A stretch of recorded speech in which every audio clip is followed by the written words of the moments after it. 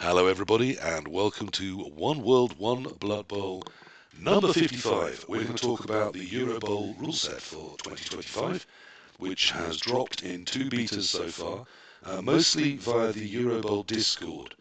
The betas have dropped a rule set available there. I don't know if they are available on the web. I certainly haven't found them out there other than on that Discord. But it's caused, I would suggest, quite a lot of public feedback. Okay.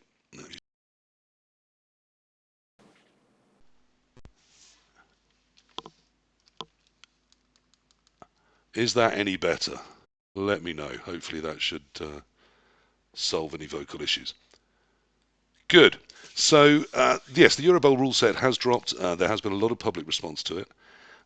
I joked in the intro to this that had fallen into two camps, those that thought it was unsavably terrible, and those that thought with just a few tweaks and a little variations it could rise to being just completely awful. Um, that may be a little unfair of me. There have been some people vocally defending it, and certainly defending Hungary's right to develop their own rule set. So really, I didn't feel it was appropriate to come wading straight in with, hey, the rule set's dropped, let's chat about it. Firstly, because it was a beta, and secondly, because despite running a show where people could express their opinions, just ranty controversy doesn't really interest me. So having two people on going, it's great, no, it's horrible, I didn't see where that would get us. Particularly as the owners of the rule set have said there is very limited scope in their view to redraft them. They're looking at some tweaks, but they think largely they are going to keep with what they've got. So I want to talk about that. I want to talk about what that means, what the rule set is.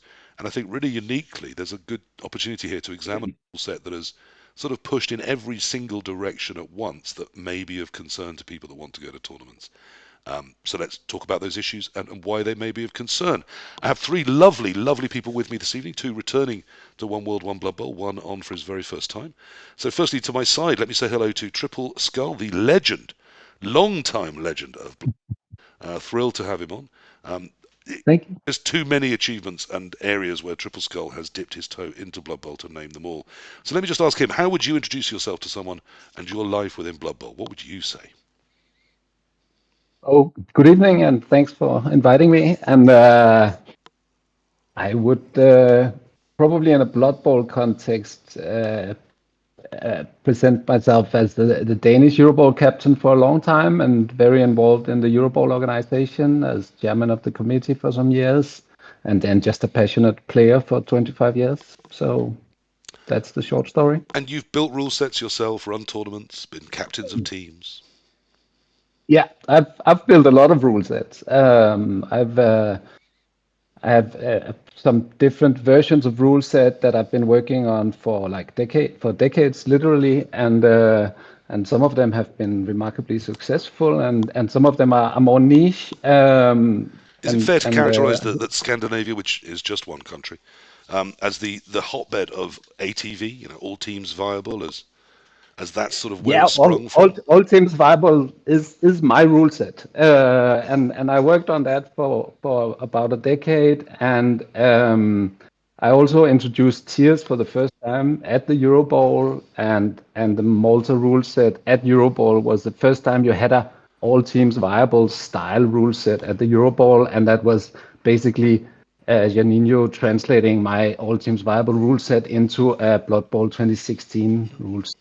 And of So course, prior that's to that, even the NAFC, the biggest Blood Bowl singles tournament in England, was played at Stonehenge, and with all the teams not tiered. You could just turn up and yeah. everything was the same. And it was from the ATV concept that we sort of really brought tiering to the mainstream. And now there's very few tournaments without it. So interesting. A place in history in Blood Bowl belongs to you. Above me, we have, of course, the legend, the star, recent victor in a series of games that I thought was fantastic Blood Bowl over Jimmy Fantastic on the Blood Bowl 3 client. We're joined this evening by AndyDavo. Hello, Andy. How's your Blood Bowl? That's all right, thank you. I'm still slightly happy about that. That was a big scalp to take, so it's absolutely brilliant. Yeah, I was doing some commentating on Jim's channel, so I wasn't on yours. I was on his as it went out. I thought he played great. I thought he played some really good, solid Blood Bowl in all three games. Frankly, as I said to him, and he said as well, I thought you played better. I thought there was some impeccable Blood Bowl, my friend. It was really Thank you very nice to much. see. Really high-level game. Very few mistakes, except Jimmy leaving the odd gaping hole. But yeah, I thought it was a really, really nice Blood Bowl. And wrangling a necromantic team when you've only 2 wolves and a ghoul that really is your only possible ball carriers, not easy to do. So a testament to you. It's fair to say you've been motivated by this rule set, I think. Yeah, a little bit. Yeah, I guess we'll probably get into it, but the idea, the concept that we would see a all teams viable rule set is really excited me. Since we went to Alicante and the rule set was pretty good there. There was, probably looking back on it, some things we'd all have changed, but it was great. And I was hoping that we would see an evolution of the Greek rule set in the next one, fix the things that were a little bit overtuned, and carry on in that vein, because it was a lot of fun. Like the evolution of globalization and neoliberalism, we all felt we were heading in one direction. Is this the Trump moment for Blood Bowl? Who knows? We've done a U-turn for sure. That's what we've definitely done. And also, you're a man that's made rule sets, and when you have really tried to ape that ATV. In fact, I once said you tried to make all teams viable rather than all tiers, and really look at every single team and almost individually tier them. Yes, absolutely. And I think the very best rule sets would be something that you can try and fit on one side of A4. So it's easy to read and nice and simple, but also it means that the reader goes, oh, I could play this. Oh, that's exciting. What about taking that? And actually they kind of get a little bit of an interest and excitement about playing something. And the idea is that it doesn't matter what they pick, there is something there that is balanced, and there isn't a couple of standout teams. I mean, on this rule set, I have to say I had almost the opposite. I went through sort of crossing out teams I definitely wouldn't want to take, therefore.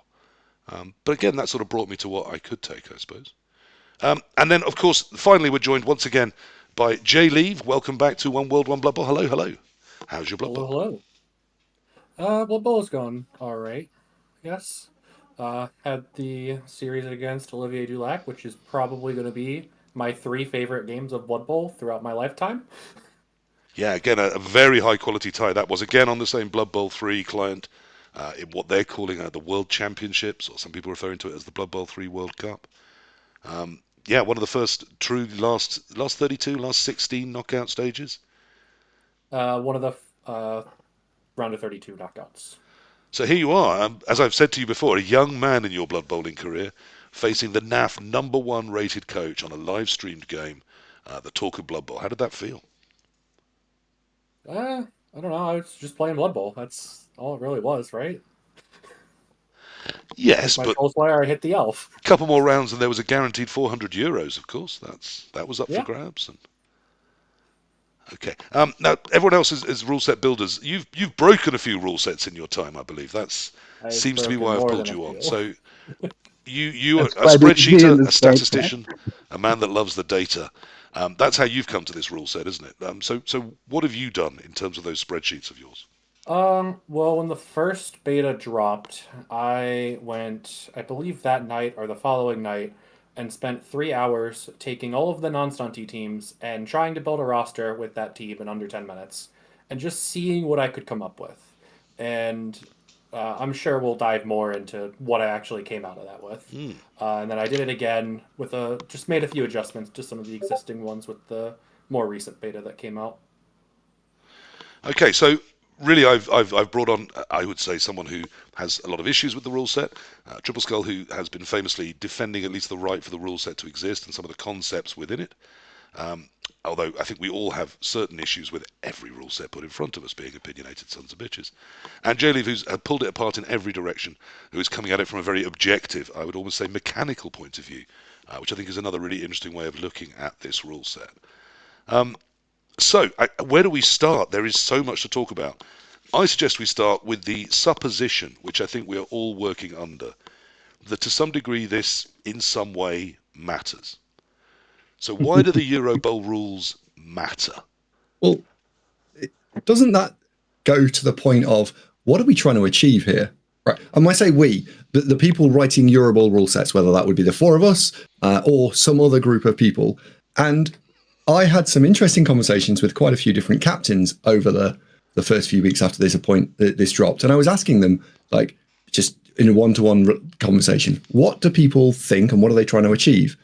And I was wading under the assumption that the rule set was trying to achieve one thing, which was the one that was obvious, and that was the thing, which was that we wanted a balanced rule set because we want to try and find the best team in Europe. Like, it's obvious that that's what we're trying to achieve, right? Anyone thinks anything other than that, they're wrong. And what I realized was, after talking to some of them, and I think there was a Scandinavian chap that told me, he said, no, that's not what I go to Eurobowl for at all. I go to Eurobowl to try and test out all the different bits of Europe and go and see what's local in their world and take the best bit of each of the different places throughout Europe. And then I go and take it home. And if it's rubbish, I'll just ignore it. And if it's good, that it expands my Blood Bowl knowledge. So I want them to write their own rule set. And I don't care if it's shit, is what they... And I thought it was a really completely different take to the way I'd been looking at it beforehand. Really interesting. Like the Spanish nativity scene having a Christmas poo in it, which weirds out English people, but, that's their culture. Okay, I mean, it's interesting. What is Eurobowl trying to achieve? But also, why does it matter? JLeav, does it impact the USA scene, Eurobowl? I mean, we call it Eurobowl, but of course nowadays all sorts are welcome to rock up. I would say it certainly does.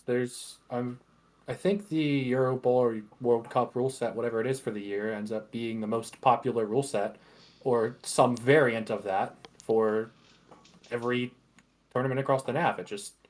They're so common. Either it's like, oh, we'll run it in solos, we'll run it where you can't take any of the additional packs unless you want to take a star on your stunty team. Okay. So it becomes sort of point zero from which rule sets vary outwards.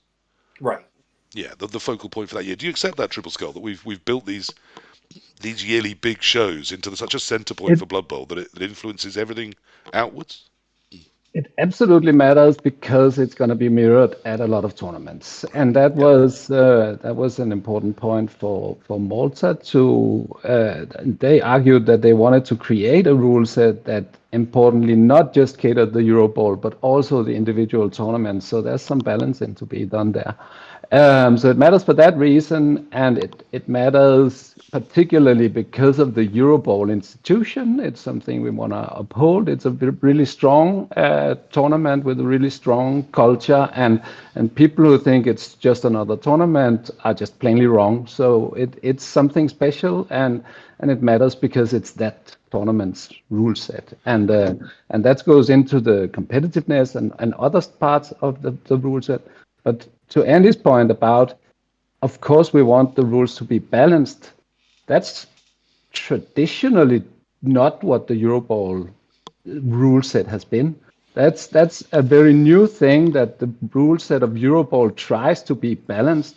The most traditional Eurobowl rules we had is the ones we had in Wales and back from there, and they were very much not balanced. They were very conservative. So what I want to say about Eurobowl, about rule sets in general, well, I like to talk about conservative rule set and liberal rule sets. So you have some very safe and conservative rule set where you don't allow anything, and then you have liberal rule sets where you allow a lot. So they want to allow a lot.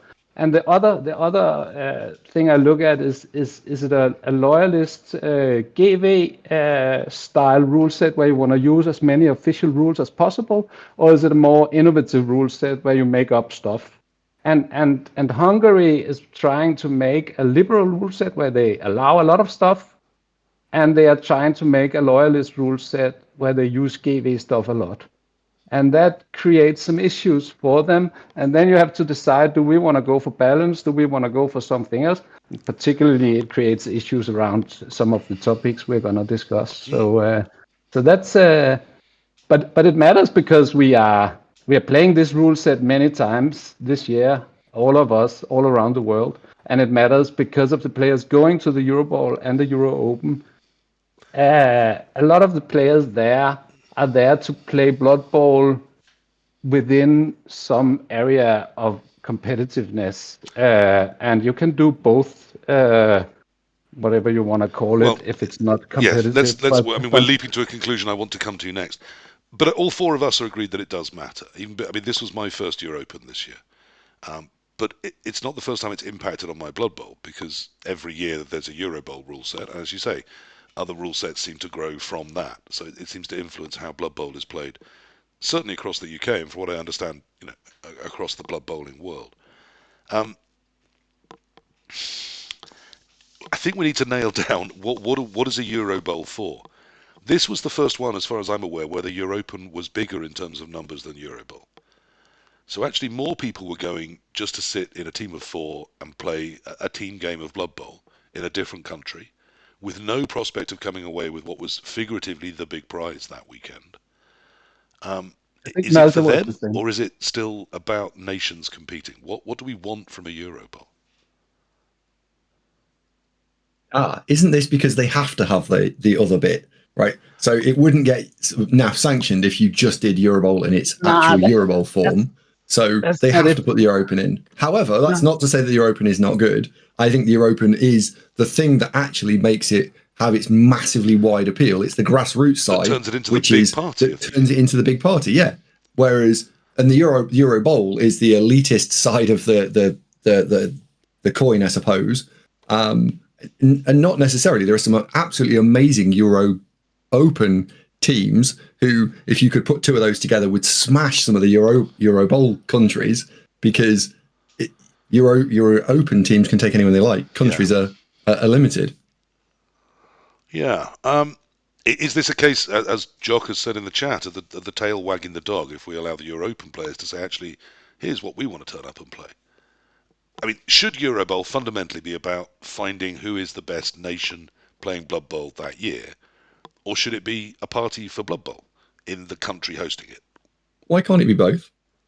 Okay. Like, literally, why can't it be both? Alicante was definitely the best Blood Bowl party I've ever been to, and absolutely, looking back on it, was my favourite Blood Bowl memory. The rule set was good. I looked at it and thought I could take any one of about 10 teams, 15 maybe, and the whole thing was a great experience. Greece, the rules pack was a lot tighter. I think there were 7 or 8, 6 really strong teams, another block of another 6 to 8 teams that were absolutely viable, and then it fell off, and then you got to Sunty, which weren't competitive. This one, there are 2 teams that stand head and shoulders above anything else, Amazons and Undead, by an absolute mile, and then You're it then absolutely falls wrong off. about that. So That's Okay. that's Well. fine. Okay. But This is let's get back to the discussion we were Yeah. actually having about the Euro Open and the NAF sanctioning. It's actually the other way around. We decided to include a Euro Open tournament, and we did it for small events. And then at some point, it got written in the rule that you must have it to NAF sanction because of some development in the NAF. So it must be there, but it came there because we wanted to include more people than the national teams in the Eurobowl. And the Eurobowl should absolutely be about getting a Eurobowl winner and having a Blood Bowl party. And I think there's just about as much competitive play in the Euro Open that there is as the Euro Bowl. I think that the distribution is more or less the same between casual and competitive players. So I think and there is some difference between some competitive players and some more adventurous players, but it's not really a cut between the Euro Bowl and the Euro Open, I think. To some degree, I always think maybe the term competitive itself is a bit of a straw dog. I mean, I've been to tournaments where I've taken what I think of as a fun build. But when I sit down and start rolling dice against the person opposite me, I'm going to try and win. I'm going to be as competitive as I know how to be. And when I built that team, I may be building it because I want to play goblins, but I'm not thinking, right, what would be the most silly build? I am trying to build a team of goblins that might still win a game of Blood Bowl. So I'm not, I don't, maybe it's just that I'm always competitive. I don't know that there is an absolute divide or a shearing between these two sides. Someone that wants competitive Blood Bowl and someone that wants, I don't know, fun and giggles or beer and skittles are the phrases that often come up. But certainly I think, I don't know why there can't be one tournament where the national teams are going to try and kick other nations' asses. That has to be the motivation, doesn't it? Not to go along and say, I'm going to go and have a party. But what constitutes a good rule set for that? That's really the question, right? Okay, so as long as it's the same for everyone, though, does it matter what the rule set is? I mean, if I said everyone had dodge for free, we'd still look at it, work out which 8 teams that did the best for, and we'd see just those 8 teams almost everywhere, wouldn't we? So does it actually matter? as long as it's the same for everyone? Yes. Well, okay, Yeah. It there we go. matters because that goes to my next point about how do you evaluate if a rule set is good and if it like nails the goal it sets out to have. That sort. Of course, it depends on the goal, but when I evaluate a rule set, I evaluate it based on, is it like charming? Is it clear? Is it fun? That's an initial thing I look at. Then I look at, is it a balanced rule set? Maybe it's a balanced rule set. Maybe it's trying to be a balanced rule set. Then balancing is really important in evaluating it. If it doesn't try to be a balanced rule set, then it's less important. But then the real important part in terms of Eurobowl, from my perspective, is how much variance does this rule set induce? The kickers of variance is star players, Okay, so before we go into stacking where those and killing. pressures are, can we have a definition of variance? Because whilst I may Yeah. use the term comfortably, I want this vodcast to be available even to casual players of BB. No toxic eliteness here. Let's define our terms. What do we mean by variance within a rule set? Well, I'll give you my definition, and Okay. you two please pile in and tell me if you think differently. So variance would be an example, or variance is where you are going to see quite different results from the same two teams playing at the same time, because the dice rolling has a considerable impact on the outcome of the game. An example of that, and the way I think about it, is that I take two teams and say, right, PurpleChest, you and I are going to play, and you're going to play Dark Elves, and I'm going to play Dwarves.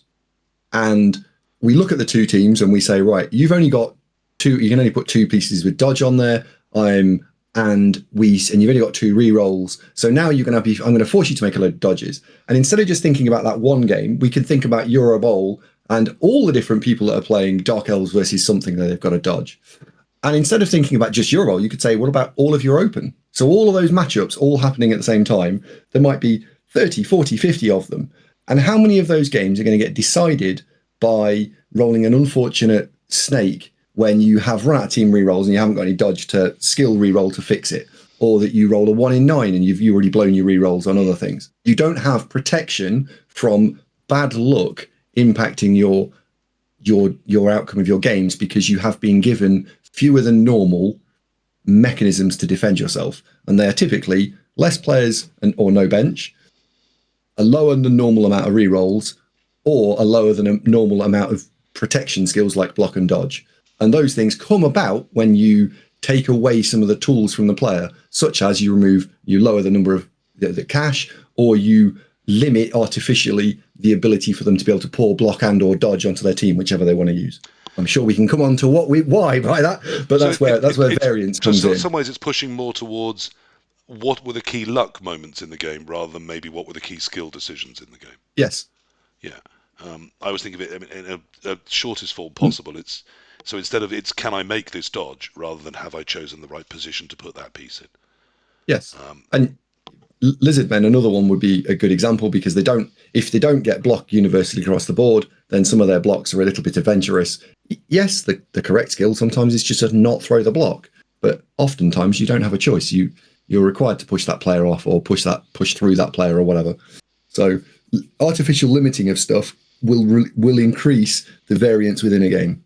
And JLeav, in terms of the building, which I know you've done a lot of, when we have this rule set that perhaps is leaning into slightly higher variance, does that affect the builds and what looks viable and what looks sort of possible? It definitely does, yeah.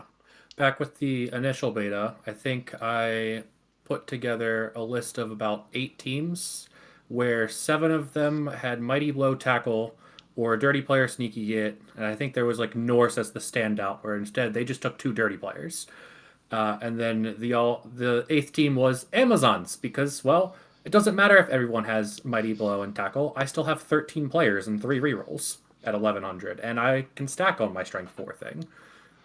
But yeah, it was just... So there, with lots and lots of kill stacks and fouling stacks, we're looking to leverage that variance and achieve good results by leaning into rolling lots of dice and getting some lucky ones occasionally.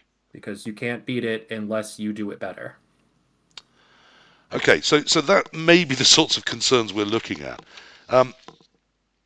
Anything else we need to sort of establish before we look at where this rules get pushed it? I have a few things about the variance Okay. thing because I thought a lot about it. I've been beating this drum of variance for 20 years, and then I actually had a discussion that triggered me to think more hardly about it because I'm also like studying some statistics and stuff. So it should have some real meaning. Yes. And I haven't come up with a clear definition, and I don't disagree with what's been said. It's just that what variance does is that it takes a player. If you take a great player against an average player, then you probably have an 70, 80, 90% win rate for the great player. And variance just reduces that spectrum. And in the limit, you're going to get a 50-50 coin flip from high variance. And so that's the spectrum we're moving in. If we remove all variance, we get chess, and we're probably not good enough to be chess players, so we play Blood Bowl instead.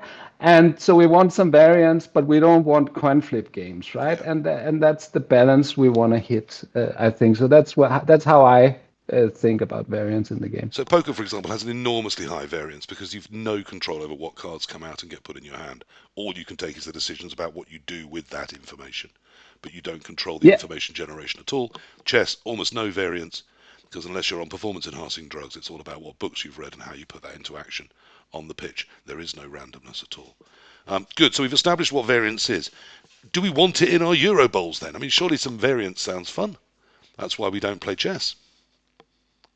Well, I think you want a little bit of variance, sure. Otherwise, you are playing, as you say, chess. And there's the comment in chat there saying if you have almost no variance, then everyone's blood spammed or guard spammed. How on earth do you do anything? And I think you're looking for a little bit of variance. So there's an element of risk, and therefore there's the risk and control.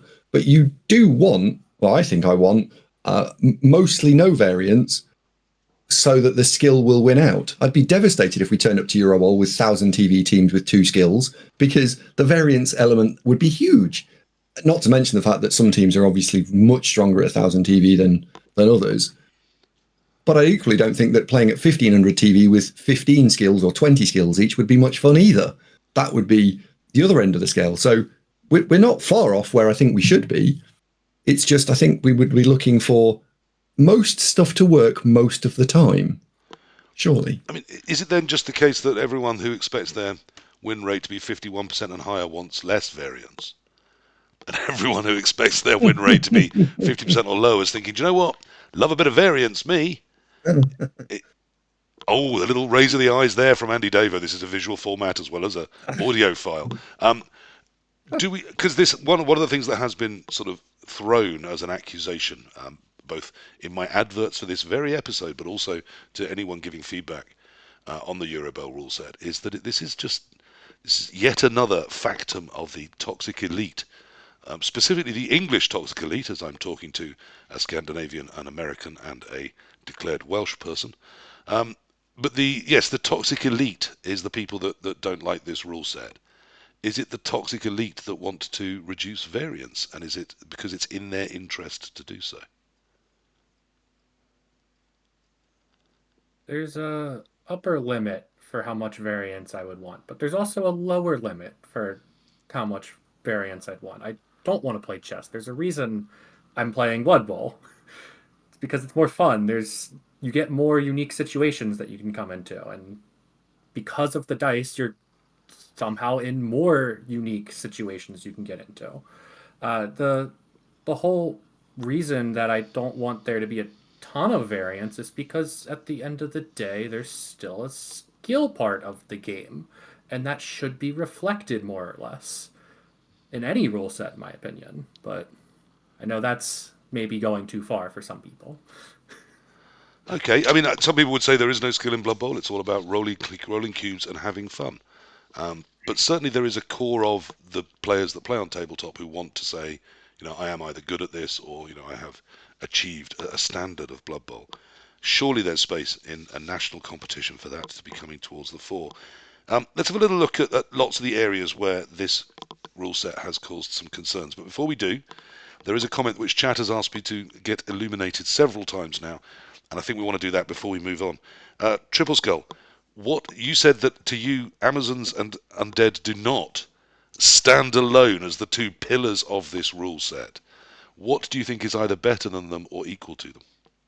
Oh, already. Well, genuinely, at the stage the rules are now, I don't think Amazons will perform top 5 stats in this tournament because of take. all the kill stacking in the game. And so I think with the prevalence of tackle, mighty blow, and sneaky get dirty player, we're gonna see with the rules as they are now. I think Amazons are gonna be fine, but they're not gonna be a top performing team. They were not even that good. I think they were the best team in Greece, but they didn't even perform that well then. And with all this tackle, mighty blow, they're gonna get in a lot of trouble. Okay, you do understand there is some logical dissonance between they were the top performing team, but they didn't do that well. Were they that? They didn't have the top win percentage in no, they were the most Athens. taken team, but they had a win percentage that was in the top 2 or 3, as I recall. Okay, so you don't think Amazons are going to be the streets ahead that some people think they are? Do you accept that Undead are very powerful in this rule set? Yes, but yeah, I accept that Undead is a clear no-brainer pick, and I'm not sure exactly how it's going to play out because I think there's a lot more teams in the mix than people think. I think the rules are basically pretty well balanced, and I think you are all wrong about how the balance of the rules are. Good. That's a lovely point to begin at. But it also means people can stop spamming the chat with, what does he think Amazons and Undead are as good as? We've resolved that. So let's look at why and why we're coming to some of these conclusions. Now, one of the first things I noticed when I pulled open this rule set beta is that it's Poverty Bowl. We have very small amounts of money for the teams. Is that a concern? And if it is, why is that a concern? Surely as long as everyone has only got a small amount of money to spend on their teams, it's the same. It's not the same. It's not the same lack of things that the teams have. Amazon's losing 50 team value versus every team I just could have thought of has slipped my mind. Versus Necro losing 50 TV in a game of Blood Bowl is very, very different. Amazon still have a bench and another bench and 3 rerolls, and Necro get 2 rerolls and a bench. I think. I don't remember. No bench. If they were 1150, well, 1150, they've already got to make serious compromises. 1110. They're not even playing with the full not even close to their full positional list. It would be catastrophic to play at 11-10 with Necro. The same loss for multiple teams is not actually the same loss. Because not every team starts at the same point. The logical conclusion there is you take 1,000 TV teams and say, go on, build all 24 of them. Some of the teams are fine. Like you can build a fine Undead team at 1,000 TV. Amazon's built fine to 1,000.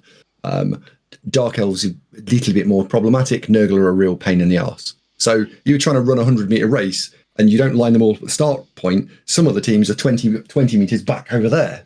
Yeah. So the fact that you then bring the start point unanimously forward by 20 meters means that the Nurgle were still 20 meters back there. They've just now managed to get to the start line. The Amazons are at 20 meters down the track. They've only got to run at 80 meters. So some of these disparities in the teams are actually exaggerated by taking money away. Yes, absolutely. Tripleskull, do we agree? Is the Poverty Bowl, as I've been rather toxically calling it, is it an issue? Is it a concern? I think it's a valid concern, and I share the concern in the sense that it's absolutely an unbalanced thing to change the money. So you really need to consider balance. You also need to consider the thing Andy has mentioned a couple of times about what happens to the game when you lack stuff, when you lack rerolls, when you lack players, what happens to the game, what happens to variance. I want to note that while I generally agree with what you're saying about this thing, there's a few players that I have immense respect for in this game that argues the opposite case, that when you get less, you somehow your decisions become more important. and thereby skill impacts the game more. I'm not saying that's my point. It's just that some players I really respect in this game has this point. So maybe it's not so clear cut what happens at the end of the day. I mean, I'm not sure I agree, but I can see how, for example, if you have 4 skills instead of 6, how you use those skills, what skills they are, and how you apply them becomes even more vital. But at the same time, I also see Andy's point. I know lots of people that tell me that the best Blood Bowl is played at 1400, some say 1600, some people 1300, some people as big as it can be. They love those heavyweight teams of 2100 smashing into each other.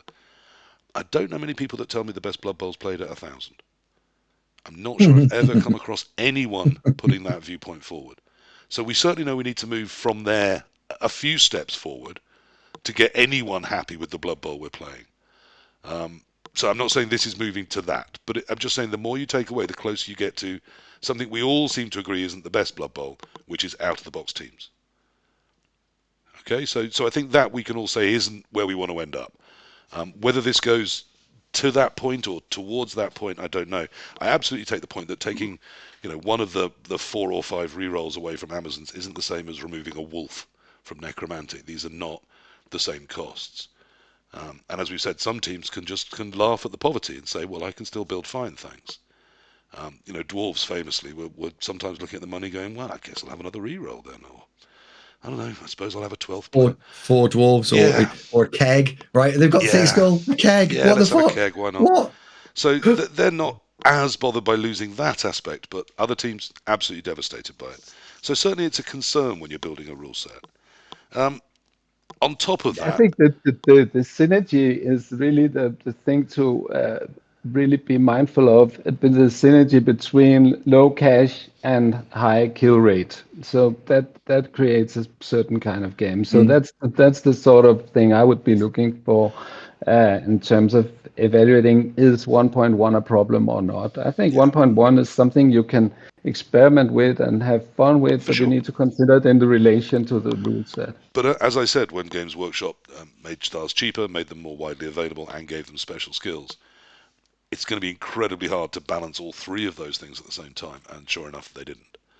And the problem here, I would say, is that there are 5 or 6 areas they've sort of pushed the envelope a little bit in.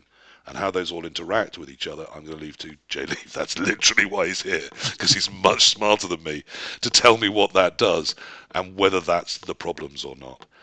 But certainly that gives me fears over, well, hang on, when you put that with this and this and this, what does that do to it all?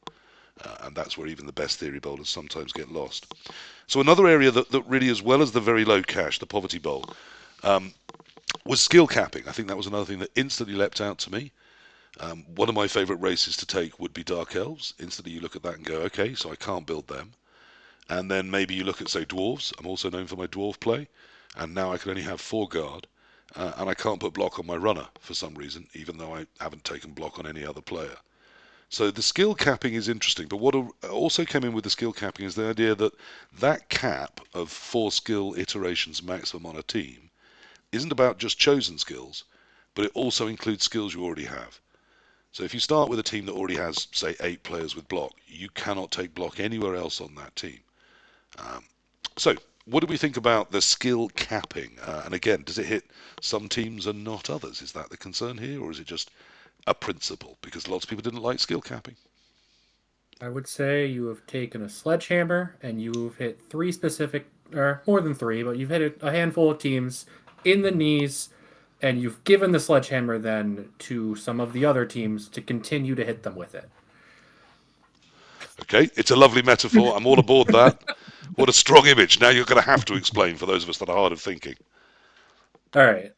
So there's a lot of teams that really just want to do the same thing over and over again. They don't want to have a bunch of unique players that are doing a bunch of unique things. They want to have those 6 players that have block and are strength 4.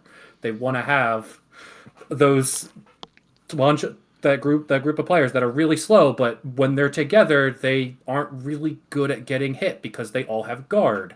They want to have that, like, okay, well, these guys are pretty bad, but they're our linemen. Who cares? We have these 6 players that have block and dodge or wrestle and dodge.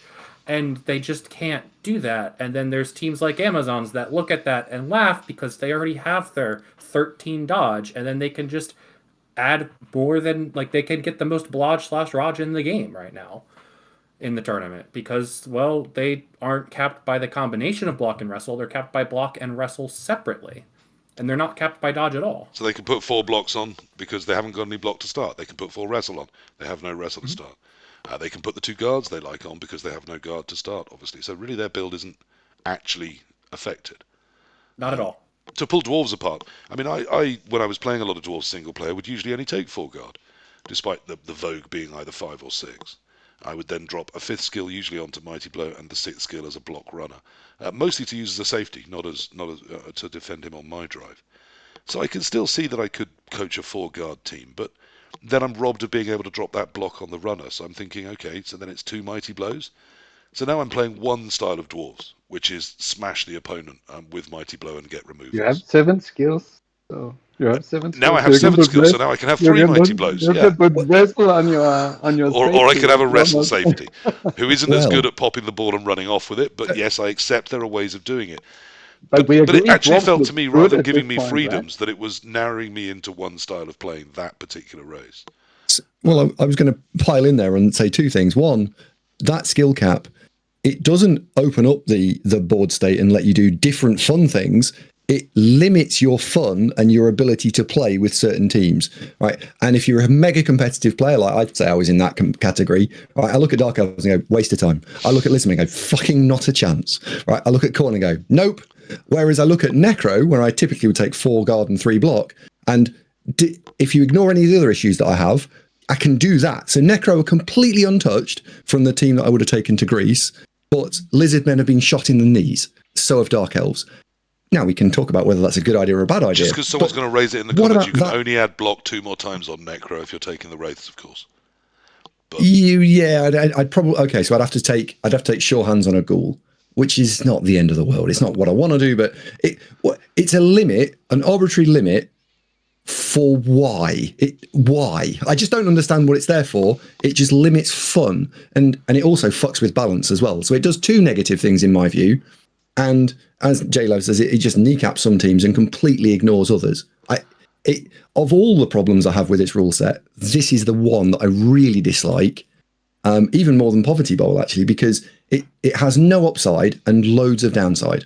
There has to be an upside. Let's go to the experienced man himself, the wisdom from the hill. Tripleskull, how do we defend skill capping? Surely it's a good idea. No one wants to sit down. Someone pulls out their dwarves and then puts on 6 guard bands or 7 guard bands. Nobody wants that. I will defend it in a minute, and I'll tell a story about the skill cap first, because when I was introduced to it first, it was a 3 skill cap, and I think Andy saw that as well. I think it was in the first draft. It was a 3 skill cap, and possibly now I'm gonna be nice. I didn't like it, I thought about what's my feedback on this gonna be, and how am I thinking about this, and I thought this rule is rubbish. It's gonna change the game in a way I don't like. It's going to do too much. It's going to damage the game. So I thought about it, and I talked with the organizers about it. And then this 4 skill cap, I gave it a lot of thought, and in the end, I actually came to like it. So what does it do, and why do I like it? It's skewed. It messes with balance. I completely agree. So you need to handle the balance issues. And now we have low cash, and we don't hit Amazons with this. So it seems like we accelerated the problem, right? So let's have 2 issues now, both of which aren't hitting Amazons, but are hitting other teams. Yeah. Absolutely.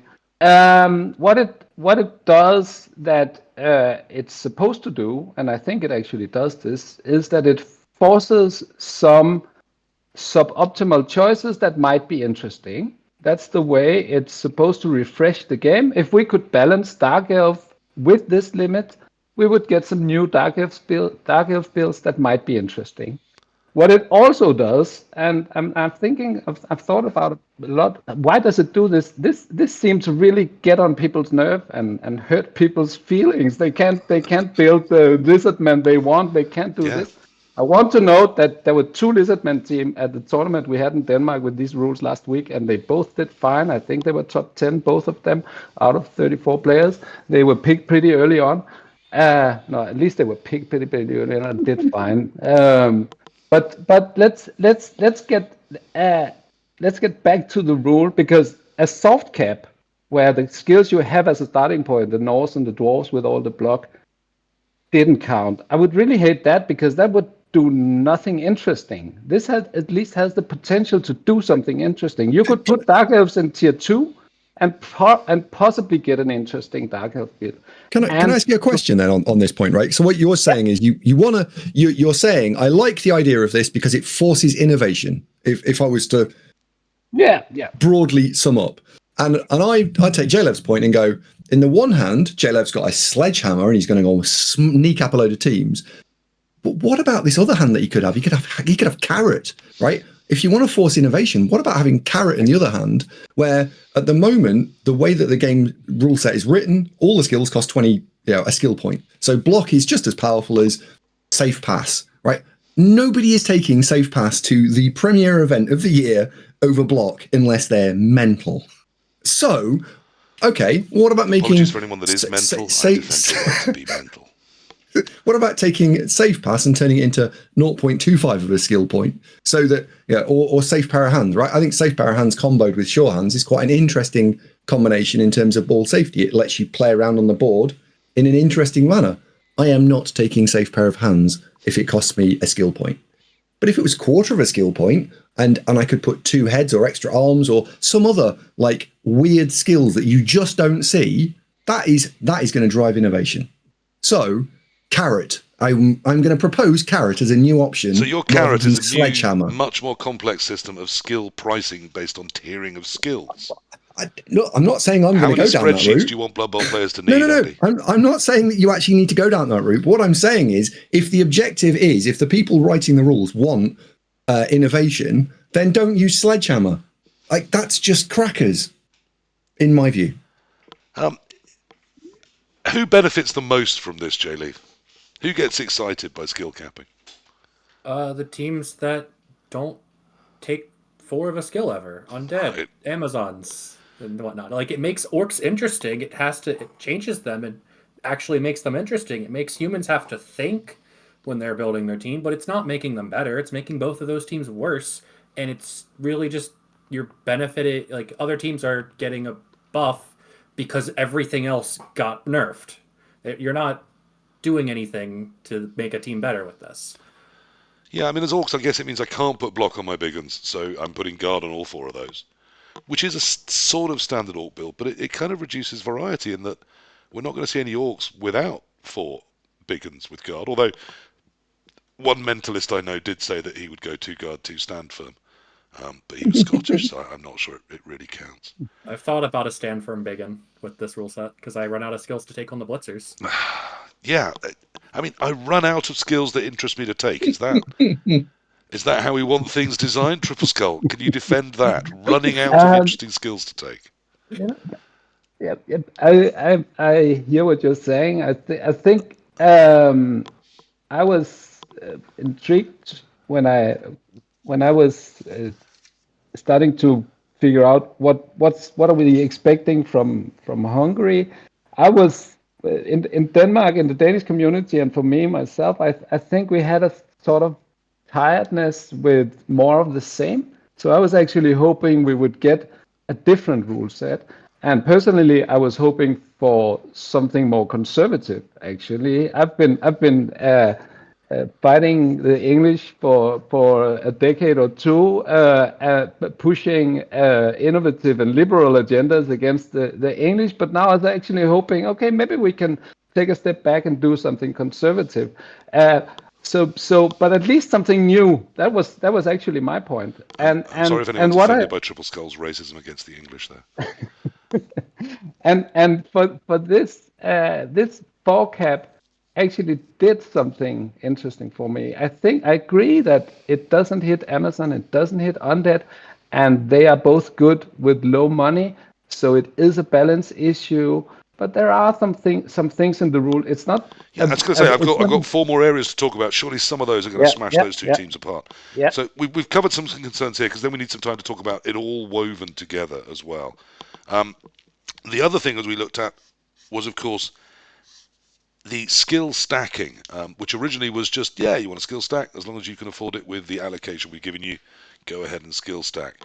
It has since been limited, and now we've had a whisper, has been officially released yet, of a new rule set out today, which has suggested that you're basically going to be limited to one less than your tiers 1 and 2 are going to have no skill stacks available, tiers 3 and 4 can have one, and tiers 5 and 6 can have 2 skill stacks available. But skill stacks did cause a lot of noise. Why is that? Most Blood Bowl, when you're running a team in a league, obviously you're trying to get a skill on a player. But you know what's even better is having 2 skills on a player. What good is tackle if you can't throw on mighty blow? Everyone that's got block on an elf wants to put dodge on it. Everyone that's got dodge wants to put block on it. Surely skill stacking is a natural part of Blood Bowl. So what's the problem with that?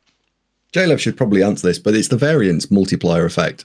I don't know if people in chat are aware of this, but multiplier really just should have a little symbol over it, which is an X2, because mighty blow for every single armor class you punch means that you are twice as likely to remove that player from the pitch as you were if you punch it without. Literally every armor class. So block and dodge does the same, but in reverse. If you've got blodge and you then get punched, you are much more likely to not get knocked over, therefore not leave the field. So blodge is your defense. I'm going to stick around, and tackle mighty blow is the opposite end, and it's the likelihood of removal. And if you go too far removal bowl, then you're playing to kill stuff. You're not trying to solve the puzzle that's in front of you. You're optimizing for hitting. Sounds like we need some good tackle mighty blows to keep those filthy elves and gutter runners under control then.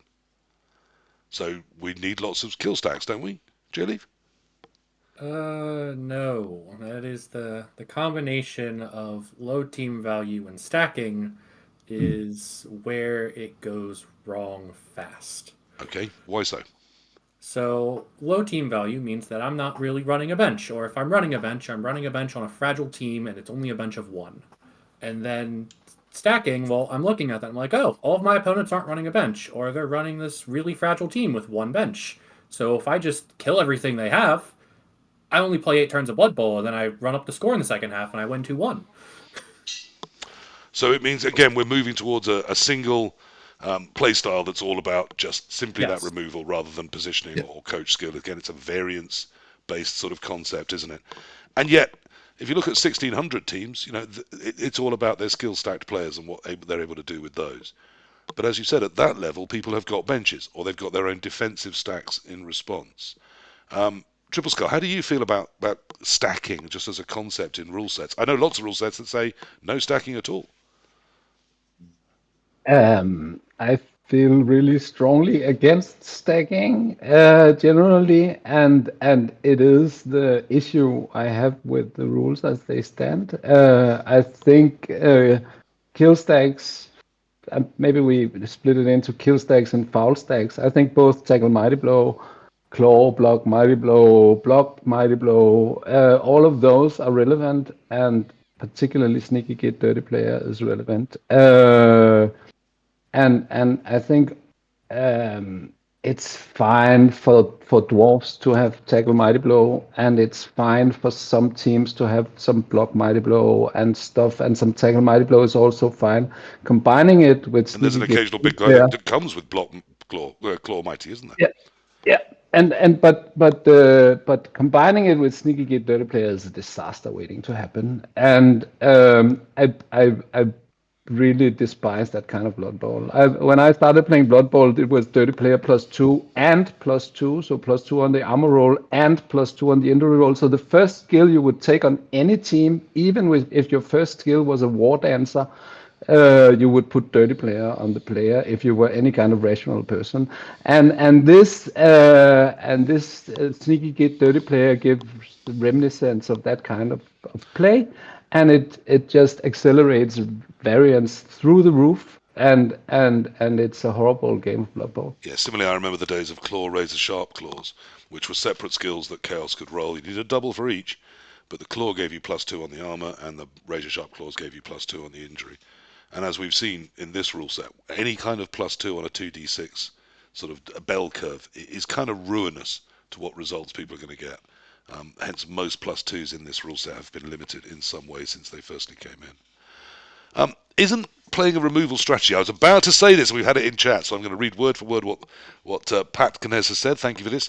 Isn't playing a removal strategy just a valid strategy? Isn't that how some teams, some races, some coaches have always played their Blood Bowl? If you know you're going to play a high skill player and they've got elves, am I supposed to just go, okay, dance around me?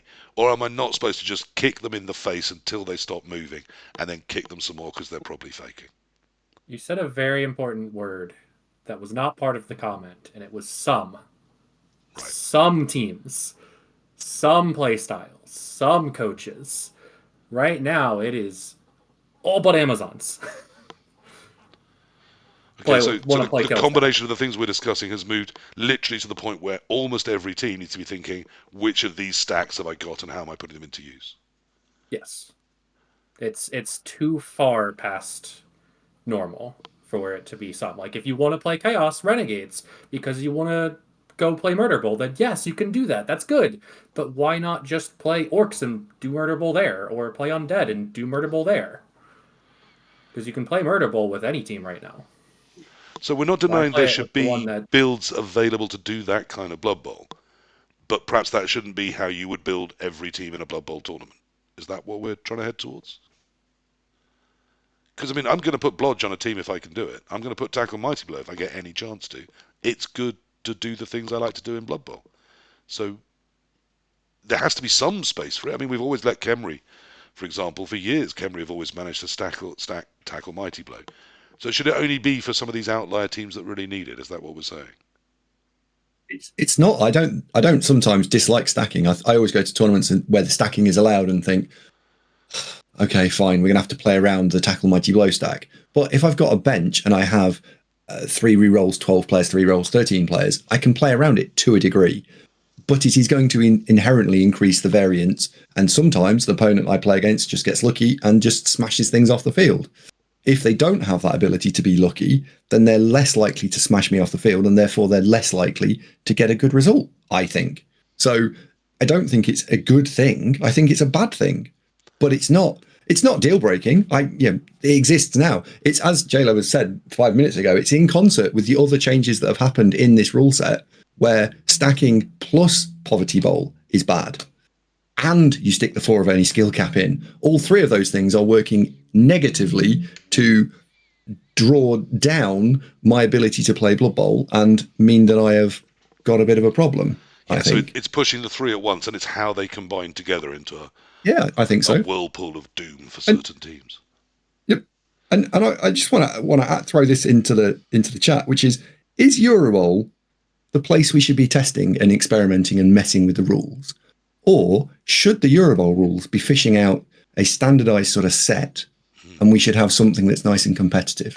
I mean, the last thing I would ever want to do is throttle innovation. I mean, I want some of the smaller backwaters like, say, Scandinavia, to come up with their weird way of all teams viable Blood Bowl, and for then that to spread like a virus through Blood Bowl. I think that's ideal. That's a great way for things to come.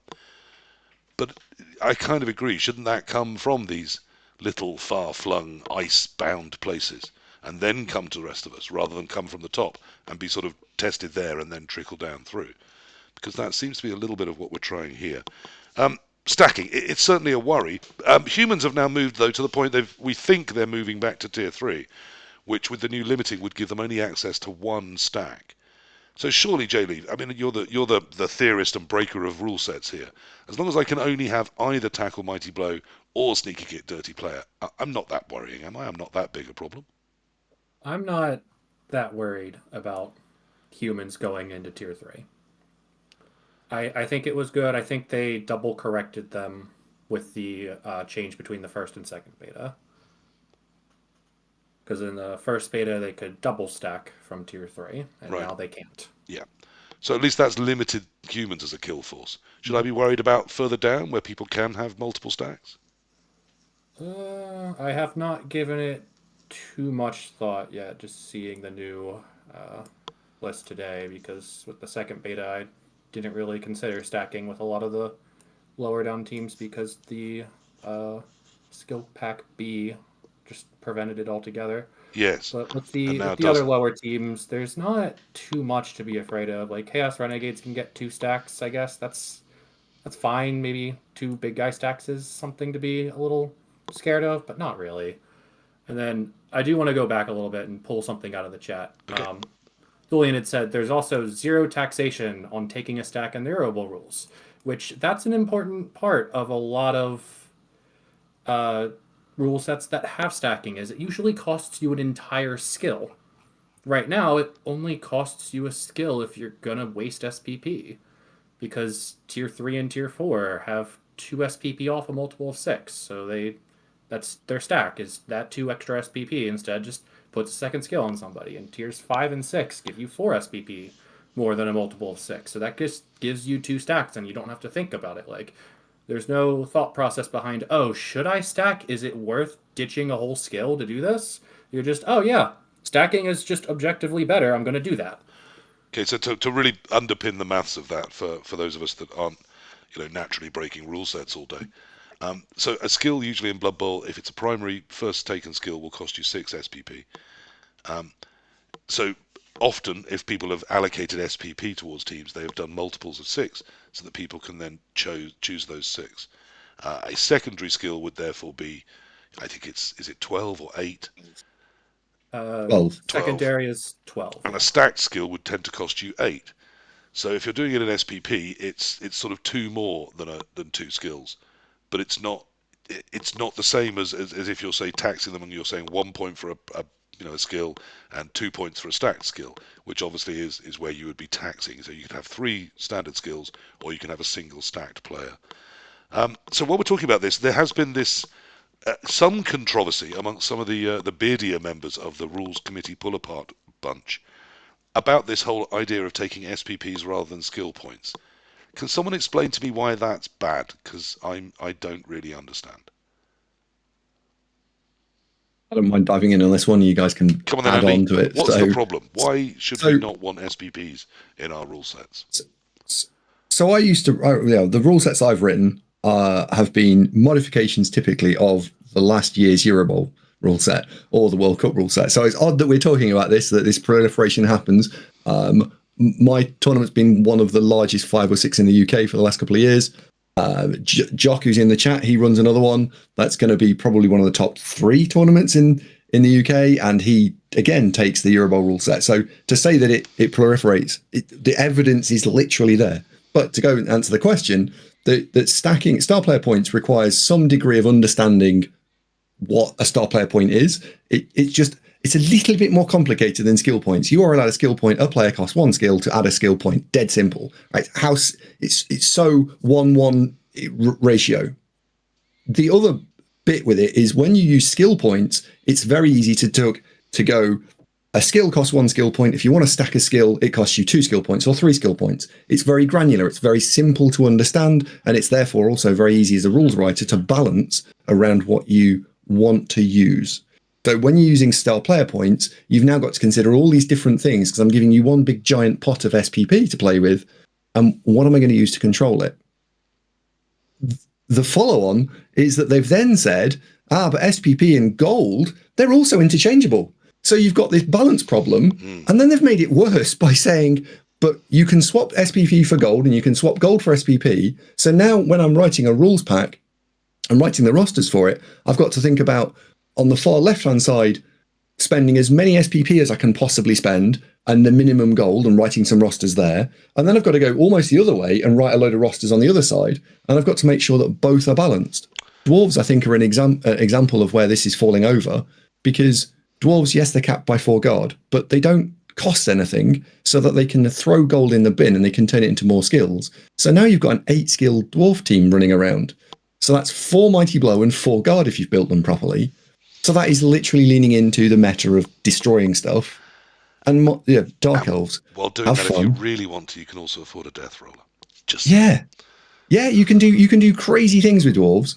And I said that Amazons and Undead are probably the 2 top strongest teams. I do suspect that we're going to find that dwarves, when they tip into 8 skills, will also be one of the very strong teams, because they'll murder everything. Yeah, you shouldn't. And there won't be it means you end up with no a counter. It's doable. Yeah, very doable. I think dwarves will be a top 4 team. I suspect.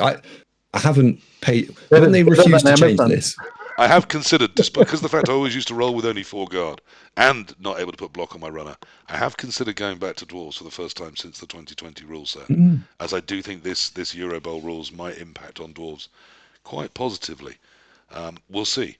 Are you concerned about Tripleskull, about this idea of SPPs rather than skill points? It does seem a bit more complex to understand. Oh, hang on, that's 8 and that's 6, and if I did that, that's a 12. Yeah, I think Andy's point about it being harder to balance is right. I think the big and actually important, even for Eurobowl, upside of doing it is inclusion of new players. You're using the official system. I think using GW rules is a good thing, also in this aspect of the game. But it does create complex balances to hit, and so I agree with that. But Yeah, I I, get I, that. And I, it does mean if I, I've read the rules and I play in a scout hut with my 3 mates, that the way yeah, I've been building teams is now the same way I'm building it for this tournament. I'm using the same yeah. So resources. so Andy's saying it's easy. It's just because he's old toxic elite, He so he is. likes to It's build it. the Yeah, way we've definitely he highlighted this used as a to do toxic it. elite concern, So isn't it? yeah. Yeah. So so You're just trying to create barriers to young people coming into your game, Andy. You're a Jesus, when did I gatekeeper. become old? But I passed my ATV rules on to someone else a few years back because I did a lot of other stuff instead of Blood Bowl for a while, and they transitioned into a star player point based system. And I'm not saying I love it, but I like it in principle. So I will be exploring where to go from there. But I agree, there's some hard balances to hit when you do it. by the way, of the things that I don't like about this rule set, I don't care. It's not the end of the world, right? They put it in, they don't put it in. I'm just commenting more that it is more a overcomplication and a problematic balance problem. But doesn't it On the solve your grand concern scale of about it. necromantic? If you can suddenly trade one of your unneeded skills away and have enough money to get that second wolf, isn't So that the problem solved? so Tripleskull, you talk quite eloquently about having a rule set that is adventurous or like quite contained, and the idea here is that what you're trying to promote, what I think they're trying to promote, is you'll see lots of different teams, because I might look at the rule set and say Necro, I'm going to trade in some of my SPP, and JLeav might look at it and do the opposite, right? He might actually trade in some cash for the other way around. But ultimately, when enough people look at this rule set, they will find what is the optimal build for each team. And several people have already tried to do this, and ultimately what will happen is it will just get iterated on and iterated on, and all the best teams will take the optimal build. When you're not allowed to do that, they just go to the next optimal build and the next one. Jock put it in the chat about Dark Elves. Yeah, what's the optimal Dark Elf build? Don't take one. Go and look at another team. It literally is that. The better way to go and trade that is to make as many teams viable as possible and put them in a very similar power banding, not have a very obvious and clear discrepancy between some of the teams and some of the not teams. I don't think Greece got it right, but you could have iterated on it and knocked the top 5 down a bit, brought the bottom 5 up a bit, disincluding stunties, and then you would have got to a closer all teams viable, and I think that would have been loads of fun. If it's what you want. If you want all teams viable. Well, when I say all, I don't mean stunty, right? To be clear, not stunty. And not because of the meme, because I hate them. I mean, I hugely dislike stunty, but because the stunty way of winning games is to delete your opponent. And I don't think that's not Blood Bowl puzzle stuff. That's, did I roll 8+8+ lots? Well, that's the next thing we need to get onto, is the stunties and why they are suddenly viable and possibly even expected. But just before we do, there is this beast to be slain. Surely, if there is no chance of creating a rule set, I'm in a Discord right now where we have threads that you can now do in Discord, and each race is being discussed, and we're looking at the 2 or 3 best builds for that race until we argue it down to 1, and then we'll look at the 12 races that we've chosen and decide which are the 8 that are the best. Won't everyone be doing that? Won't we, pretty much every country, end up with the same list of 8 or 9 races, no matter what the rule set is? even Yeah. if we get the perfect rule set. And JLeav, unless you're going to sort of do one spreadsheet for the Americans and then one with lots of lies on it you show to everyone else, I know you're a kind-hearted person. The amount of work you put into these, you will happily show with the world. There's no secrets in Blood Bowl. We're all friends, even despite these ridiculous national lines. Isn't it just a totally just ludicrous concept, a sacred cow we need to slaughter, this idea that somehow we'll get, two teams of 8 facing each other with completely unique 8 different teams on each one. It's never going to happen. But if it is, surely ATV, all teams viable, is the only way towards that, isn't it? Tripleskull. Let me pick up on a point, because JLeav said there's going to be kill stacks all over the place, or at least alluded to the idea that there could be kill stacks all over the place. And I worry a lot about kill stacks, both fouling and kill stacks for blocking. I worry about them being there, but overall, I actually almost don't consider them a balance issue in the rule set. I think they are a variance issue almost exclusively.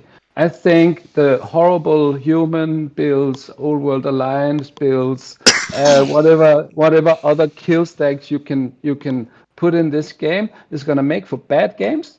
It's going to reduce the win waves of good players, and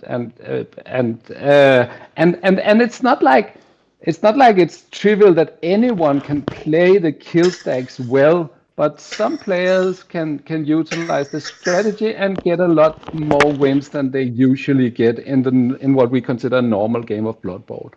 So that's, but I think, I actually genuinely think that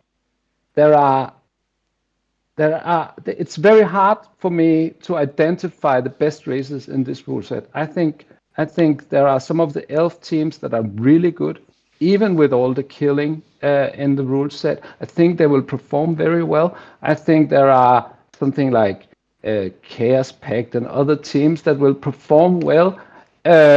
So I think we will probably see, if this is the rule set for the Eurobowl, we will probably see a larger spread than we have seen before at the Eurobowl, and that's probably the best measure for balance in the rules. And that's an empirical statement that we can test, and that's my evaluation of the rules. I don't have a clear top.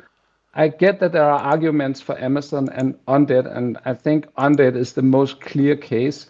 And Amazon are probably still top 8, even however much kill stacking we're gonna see. But I don't think they're a top team, and I think there's a lot of teams in there. That's I think that's many good teams, and so I think it's not so much a balance issue, but to address a comment in chat about this not affecting the competitiveness of Eurobowl. It is exactly what it does. Introducing these kill stacks to the Eurobowl is reducing the level of competitiveness in some of the games, and that's what I don't like. So it's again putting it on that high variance idea of, does this one thing work? I will keep trying it every turn, see if it works, and if it does, it'll go well. If it doesn't, it won't. Much less about the decisions minute to minute, the positions, the concepts, how you're formulating your strategies, which maybe no one's trying to. I'm just going to quickly flash up this. It's only relevant in that it's people's opinions, so that doesn't necessarily make it true. What we're looking at there, for those obviously listening, you're not looking at it, but if you're on the YouTube or the Twitch, you are. What we're looking at there is the 99 responses to the survey put out in the Eurobowl Discord by the rules writers and organisers. If you notice up at the top there, these are which race would you be selecting if it was in your 8, your 4, it's in the dark blue. If it's in your 8, it's in the slightly lighter. And then if you still think it's sort of all right, it would be top 1 is the dark blue. Sorry, top 4 is the slightly less dark blue, and then the really light blue is the top 8. So Amazon's, it is 58% had it as their top race, and in total a whopping 92% would have it in their top 4 and 95% in their top 8. Notable others were Shambling Undead with 8% as the top 1, and then 80% had it in their top 4, 94% had it in their top 8. Skaven, Orc, Vampire, Necromantic, Dark Elf, Wood Elf, Dwarf, all coming in the top races. Interestingly, Lizardmen, I think this was mostly a meme vote, got a reasonable number of first choice picks. I think that was some Lizardmen coaches responding to the idea that they couldn't possibly coach lizards without 4 block and saying, yes, we can. Dark Elves still got a notable first choice pick from 5% of people. Again, goodness knows what they were thinking because they're wrong. And a couple of people went Snotlings. Now, I found that quite interesting, and I wonder if that's because of the final thing I really want to discuss with you guys about just little bits of the rule set before we talk more generally about it all. Stars. So, the stars I like in my Blood Bowl are the people like AndyDavo, Jimmy Fantastic, and Misspelled Tree, the 3-star announcers that'll be on the Blood Bowl 3 World Cup casts that are coming out next weekend. I think that's going to be a treat for us all. Some good level Blood Bowl will be happening there. But in Eurobowl, there will be all sorts of other stars. There is, of course, a list of megastars that we're not allowed to take, but plenty of stars are allowed in this rule set. Is that a worry? Should stars be a thing? Games Workshop loves selling them, and people love painting them. But should we have them on the tabletop? Tripleskull, what's your view on stars in general? I really dislike star players.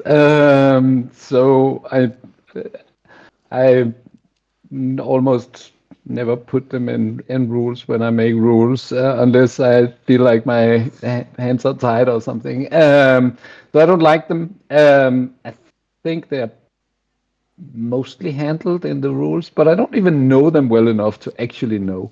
But I don't like playing with or against star players. Basically, megastars are banned, and on the last iteration I saw, they've added to that Varag. Ghoulture has disappeared as well. Andy, big star fan? Do you love some Star Bowl, you? Snotlings with Morg and... You're conflating the two issues. So, do I like star players? I think some teams are propped up a little bit by stars. So let's take Khemri, always the one that jumped to my mind. If you give Khemri the Cheney, that's a completely different team than if you give Khemri no Cheney, for example. And he's not a megastar, but he would completely change the way that team plays. Another one would be Chaos Dwarves with any gutter runner. Even it doesn't have to be Hack Flame, it just has to be a gutter runner. That fundamentally changes the way that they play. So do I like them? Well, they're a balance problem. It's not that I like them or not like them. It's that I'd have to consider, as a rules writer, yet more ways to control them to stop them being busted. So it's much easier to just get rid of them and help the few teams that are then hit pretty hard by the fact that they don't have them, rather than consider all the different possible commutations of all the crap that someone might turn up with. So, no, I don't like them from a rules writing perspective, and megastars can definitely get in the bin. I mean, as a Goblin coach, if I'm not getting access to, at the very least, a star, a Fanatic, he's absolutely fantastic. Nobbler, much better than the one for 10k less that you roster. So it's really tough to think I'm going to take Stunties, but then maybe Stunties should just be tough. Perhaps Stunties don't have to be competitive. JLeav, am I right in stars being a problem, and is that the concern around Snotlings and the like? I think there is exactly 1 star across all of Blood Bowl 2020 that is properly costed. Bryce the Slice. Okay. Every other star needs to cost a significant amount more, just in gold. That's before you go to the fact that, well, in a league, well, that includes in a league, the fact that, well, you're kind of picking to counter what you're missing for this matchup, or in a tournament, you're building a whole team around this star. So they need to cost more than just the gold, because, well, why care about it if, oh, well, I can cheat more guard onto this team if I just take Ivar Eriksson. Like I did that for Chaos Cup. I took a 5th guard when I was only allowed to take 4 of a guard, because that was allowed. Or you can go and look at it and it's like, oh, well, I don't need tackle. I will just have Rumbelow. You're proud of yourself, aren't you? You break rule sets and make tournament. Yes, I love it. Right. It's so great. You were entirely accurate. I do take that as a compliment. I knew you would. And let me say, I've said this before, I celebrate that we have people with your special kind of interest and brain. It's a really important part of the hobby. We need people pushing those envelopes and breaking things. It's really, really important. Which stars should I mean, I'm not making a list so that I can buy them. Which stars should I be worried about? Hathark, Borak. The other one I cared about initially was Creek, but he's since been banned for this rule set. A Ripper? I don't really rate Ripper that well. Doesn't have block, so his knockdown potential is not as good, and his turnover potential is slightly higher. Do you think, just as a brief aside, they've banned Zarg Madai, but left Hathark available? But PurpleChest, on a 3+, he can stab somebody. Well, we'll rest easier knowing that that's not going to happen. I think Hathark may well end up on the. How dare you! I wasn't writing anything down, Santa, and you certainly can't prove it. I think Hathark may well end up on the Megastar list, but for now, coming to a tournament near you real soon. 300k, but my goodness, is he very, very, very good. So, I would say there's an inconsistent approach to star players, but they are looking at that list. They are saying, okay, if we've missed ones that are really going to break it, we can add them in. But in general, there's all these areas conflating at once. There is no real prospect of this getting sorted out. They have said publicly that really they think the shape of this is going to stay pretty much the same with some tweaks. So this whole episode isn't about sort of a pressure to campaign to change them. I accept they're not going to change. It's more about talking about why those concerns are there, maybe to illuminate other tournament organisers in terms of what you do and don't flex, and why there's been some controversy around these. There has been some people being quite. Other people have said toxic in saying, well, if that's going to be the rule set, I'm not going to go. Is that a real threat? Is this just people throwing hissy fits, do we think? Is it? Well, let me dive in. I was one of those people, and I don't think I said it from a hissy fit point of view, but I'll give you my reasoning and my thought process. You know a tantrum when you see one. Oh yeah, I love a good tantrum, me. And no, I went to Greece, and I've been trying to go to all the Eurobowls where I can. And Greece for me, I took my small child and my partner, and it cost me about €2,500. So it wasn't just a weekend away playing Blood Bowl where it might be somewhere in the UK, or indeed, I've been over to France. I've been to several other countries this year when I spent a few €100 going. This is spending a couple of €1,000. I do grant that you don't have to spend a couple of €1,000, but if I'm going to spend that sort of money, I want to go and absolutely enjoy myself. And this winds back to the rule set, which is I look at this rule set and it just doesn't excite me. It annoys me. I accept that it's not written for me, but I'm going to vote with my feet. I don't want to play that rule set. I wouldn't choose to travel somewhere in the UK to play it. I wouldn't definitely travel internationally to play it. Now, maybe my viewpoint will soften because it is what it is, and so I have to make a genuine choice between playing in Eurobowl and playing something I don't really want to play, or not going. But I think it's the very first time I've ever looked at a rule set and go, I don't want to do that. I just don't want to do it. Yeah. And it's not being toxic. I've had someone in my Discord, right? Which isn't a sort of public display, no one's peacocking there for the Eurobowl writers, saying it's not just about me not wanting to go. How am I going to talk 3 other people into coming to play a rule set that I don't think is any good when it's going to cost them hundreds of pounds to get there? Yeah, and it's a money versus enjoyment question for me. Money divided by enjoyment equals a value that is acceptable or not, and it just doesn't cut it for me. Now, I am not saying to anybody else that they shouldn't go, and half of the enjoyment for Eurobowl for a lot of people is the social side and the enjoyment and everything else that's around it, and the moving the little figures around on the table is only a smaller or a percentage of it. And I do think that that's part of me, and that if I change my mind, that will be the reason I go. But because the rest of it, the social enjoyment and everything else will be that. And actually, it'll probably be that the cost isn't several €1,000, it's several hundred, in which case I'll probably go. But I do not think I want to go. And I certainly wouldn't be traveling to somewhere in the UK to play this rule set. JLeav, I mean, you're inwards, I suppose, thinking, he's complaining about that level of money. I'm going to have to come from America. Well, he's complaining about that level of rules. JLeav is from America, right? Yeah, he's going to have to fight his way past the border guards, convince Trump he's not a Muslim, then somehow find, if they still have aeroplanes, if they haven't denied that science, find some sort of travel to the UK and get here, and then from here, presumably to Europe. I'm convinced that America only flies to the UK. Surely they don't go anywhere else. It's a huge commitment to come from America. Are you someone thinking, well, then I'm not going to go. Huh. I Screw you am guys. very Okay, on the huh. fence. This just doesn't seem like it's gonna lead to an interesting tournament. At least not interesting games. It's gonna lead to playing 8s or 7s or 6s, and that's not what I want to go That'll be nice and spend quick. More my. beer time. And I'll drink. But it's not what I want to spend my vacation time, what my money on. So it just doesn't excite me. I'll build as many rosters as I want to for this, but I don't think I'm going to play any of them right now. I have the same in reverse. I'd love to go to Chaos Cup, but I'd look at the rule set and think it's not strong enough. It's way too variance heavy, and I'm not traveling intercontinental to go and play in a rule set that I just don't think's that strong. If they could change it and make it a little bit more balanced, I'd be there. I'd love to go to Chaos Cup, for example. But Yeah, I just I mean, don't. I just don't like that rule set I have enough. the same response, which is that I plan to go to Hungary, whether it's as part of a European team or maybe even a Eurobowl team.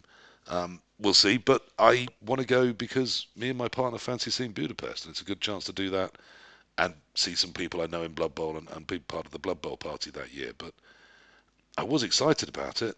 I see this rule set and I think, well, we're going to go for the reasons I've just stated, not for the Blood Bowl. Which is kind of a sad place to be. I mean, I hope I get excited nearer the time, but I have to confess that's where I'm at right now. Tripleskull, Bonkers. make me excited. Shouldn't we all be excited? Aren't we just being toxic, hissy-fitting toddlers?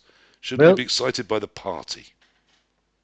of course, you should be excited about the party and the Eurobowl, and the tournament will be interesting and great. And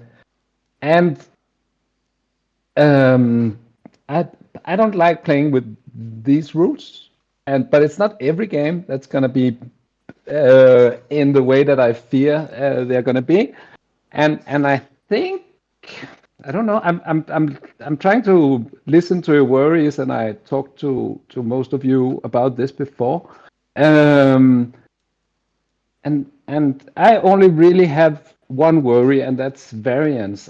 I don't want to delegitimize the other worries, the other dislikes, but they're not game changing stuff. They're just like I want to build my roster this way. I don't like the skill cap. I don't like the even if it's unbalanced in the team the Athens Amazons with 8 skills was hugely unbalanced. If you took those, How dare you? it's not it's not a big deal at the end of the day at the Eurobowl. It might be a big deal at your local club My playing the 4-2-2 was Eurobowl. down to skill, not the... All right, maybe Amazons were very strong. Yeah, Amazon's only got 7 skills because they were so strong. And it was 4-2-0. No, They did I fine. got the bonus pack, so I had the 8th. Yeah. Yeah, but so I think I am not I ashamed. feel very passionately against the kill stacking, and that's gonna make the rules a lot less enjoyable for me to play with. And I think I have an objective case about variance. I think a lot of the other things are some sort of emotional response. I also had an emotional response to the 4 cap or the 3 cap when I saw that first. Yeah. I mean, you'd have And thought, again, as a dwarf coach, I can't take 6 guard. As a dark elf coach, I can't build dark elves at all attractively. You'd have thought I would go, actually, the 4-skill cap. I remember when Thrudbell used to have a 2-skill cap, and I did think that was absurd. It's literally saying, just Can bring we something jump with in a on set that? of random skills and see what happens. The 4-skill cap, all I thought was, okay, so the wheel has turned, a couple of teams will drop off the top 8, and other ones will rise. And that's okay, that happens in any rule set. But then when I see what's happened to lots of other things, and as you said, there were 2 teams that, to me, I don't agree. I think there'll be some kill stacks, but I think there's enough Amazons, and they'll get to kill things back. I think Amazons and Undead stand as pillars above this. All the other teams are crumbling and falling. Something is hitting them somewhere. Even the Dwarfs. And yet those 2 don't seem to be hit by anything. And there they stand, looking around at the wreckage behind them, going, I don't know what you're talking about. I think this rule set's great. And I think we'll see those 2 on every European team and on every Eurobowl team. And that bores the hell out of me. You talked about the emotional response, by the way. I think it's both, and I think that yeah, someone said in chat they've got to try and persuade 3 friends to go. That's an emotional response to the rule set. They're not looking at trying to be the best player in the world. They're looking at it and saying, how do I feel about this rule set? How much fun do I look from just enjoying and reading this document? And if it's not a fun, thought-provoking experience, that's not good. The secondary problem is the balance. And I think I fall over on that first point. I look at it and I don't enjoy the document. And I know it was because I partly saw it when it was in a very, very early draft state and went, oh my God, what have you done? Rather than, oh, that's a enjoyable iteration from Greece. But the movement has been towards something more reasonable and playable, hasn't it? Let's be fair there. Yes, it has glacially moved from not good to less not good, but it's not. Again, it's just not balanced, and it's fine, I suppose, to not have a balanced team, because in Greece we had very set certain teams that were very strong, and all we've done is we've flipped them and tipped them and given a load of new teams. But in Greece, you could definitely play any team and you weren't constrained. This time round, you're crossing teams off a list going, nope, nope, nope, rather than I can play anything, but some are obviously more powerful than others. And it's a different experience emotionally. Yeah, it is. Well, yeah, and I think that's my actual fundamental problem with it, which is it's the emotional response that it evokes. And then the secondary point, which is the balance. I don't mind there being some strong teams and some good teams, but I do wish that there were all the teams mostly the same power level. But the emotional response is the bit that gets me. I would tell you that's why we play games. Other than JLeav, it's to have our emotions moved and to feel different things that we felt at the end of the game from the start of the game, whether it's triumph or disaster. I think games are an emotional thing. That's what we do it for, is to feel. And yeah, I absolutely agree. When I read a rule set, either my heart lifts or my heart sinks. And sometimes it sinks because I think I've still got to go to this damn thing despite this rule set not appealing to me. And to some degree, that's where I am with this. I think one very interesting thing, BB Jock, who, as we've talked about already, runs one of the larger tournaments, very new on the block, but the Home Nations was very big in its first year, and is looking to expand and be even bigger in year 2. Very successful event. Lots of people enjoyed it. One of the reasons it was set up was to give the 4 Home Nations, now expanded to include France and Italy, a chance to practice, because there are no other formats where 8 people sit as a team and play other teams of 8, was to give those nations a chance to really practice, hone and develop their sort of competitive game. So it was set up with the idea of always being, like the Eurobowl rules and a precursor to the Eurobowl and a sort of skill training or a practice session for the Eurobowl. And I think, interestingly, Jock hasn't confirmed that in 25 they will use the same rule set as Eurobowl, because he wants to put bums on seats. And he's worried that it might not sell to the level he wants it to. I'm sure, I'm speaking for him, but that's the only reason not to confirm it, is concerns over will it hit attendees.